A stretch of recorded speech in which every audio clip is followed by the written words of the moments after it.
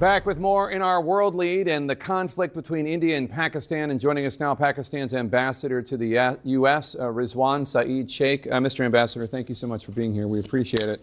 So U.S. Secretary of State Marco Rubio spoke separately with top officials from India and top officials from Pakistan today. The State Department says Rubio told your Prime Minister, Mohammad Shehbaz Sharif, to, quote, take concrete steps to end any support for terrorist groups. This comes as India is accusing Pakistan of harboring terrorist groups. What is your response? Well, in this heavily securitized history of this region, where the two countries have actually fought 3 wars, and the history has expressed itself in a security idiom, presumptuous pretexts like the Pahalgam attack having taken place from Pakistan without a shred of evidence, I think is preposterous. And nobody in this situation, in this region, which has a nuclear capability, wants to set a template of going for attacks, aggression, provocative aggression that has been taking place over past 48 hours, actually more, started by India, escalated by India. It's the 3rd night.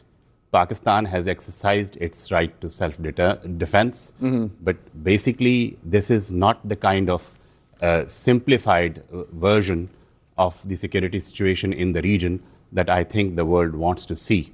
So whatever has to be said has to be supported by evidence. Yeah. And Pakistan at the leadership level has certainly offered to conduct impartial inquiry, independent inquiry, neutral inquiry, and we would be participating in it. So Pakistan has called for this investigation, as you note.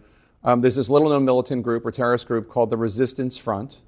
It's linked to Islamist extremists, Lashkar-e-Taiba, and this group claimed responsibility for the attack on social media, though local reports also say they walked it back. Do you know which group was responsible for the terrorist attack that killed 26 tourists on April 22nd in the Indian-controlled part of Kashmir? Well, the 26 tourists killed in the Indian illegally occupied part of Jammu and Kashmir were basically an attack that took place 230 kilometers plus from the line of control. So we are asking for inquiry because we want to know. Why would we know? If had we known, why would we ask for inquiry?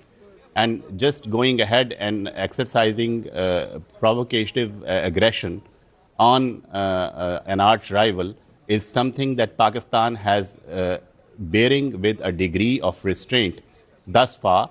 But as we were pointing out that we would not be the ones going for escalation, India did. Now the responsibility for de-escalation is on India, but there are constraints on restraint. Pakistan reserves the right to respond back. There is enough pressure from our public opinion on the government to respond, and respond we will, because this aggression has been going on now for too long. Earlier today, CNN interviewed the Indian ambassador to the United States. Take a listen to what he said. When we did this day before yesterday, our assumption was that we have completed what we set out to do ourselves vis-a-vis the terrorists. We, from our perspective, had brought a certain finality to it, but it was, of course, subject to whether Pakistan has brought finality to it. Pakistan chose to escalate it further. Now it's duty-bound for us to respond to that. They say they were responding to the terrorist attack that killed 26 there is no situation like responding to the terrorist attack by attacking a sovereign country. Is that a template that the international community would want to set going forward? Without I'm just saying what they say. They say... Yes, I mean, they can say what they want to say. But attacking Pakistan and expecting us to sit back like sacrificial lambs and not responding is something that they shouldn't even have thought of. And whatever is being done, it's the 3rd night, has on each night been initiated by India. And Pakistan has only been responding in self-defense. Our civilians have been killed, 30 plus civilians, 57 plus casualties. What kind of terrorist infrastructure they were attacking? Civilian lives have been lost. Why did they attack a cricket field? Where is the terrorist infrastructure expected in a cricket field? Is there any conversation going on at all between India and Pakistan right now? I think there have been contacts at the level of NSAs But then this escalation, both in terms of the actions that have been taken and in terms of the rhetoric that is coming out, has to stop. We do not expect lectures from a regime that is operating on the basis of Hindutva philosophy. I mean, that is preposterous. I mean, look at the record of India. They have hegemonistic designs for the region. Whatever they have been doing in Sri Lanka, in Nepal, why is that this is the only country which has problem with every other country in the region? Marco Rubio, the Secretary of State, says that Pakistan needs to, quote, take concrete steps to end any support for terrorist groups. You don't think you need to?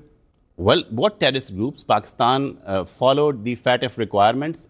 All those structures that were there have been dismantled with a degree of finality. Otherwise, we wouldn't have gotten out of the grey list under the FATF arrangement.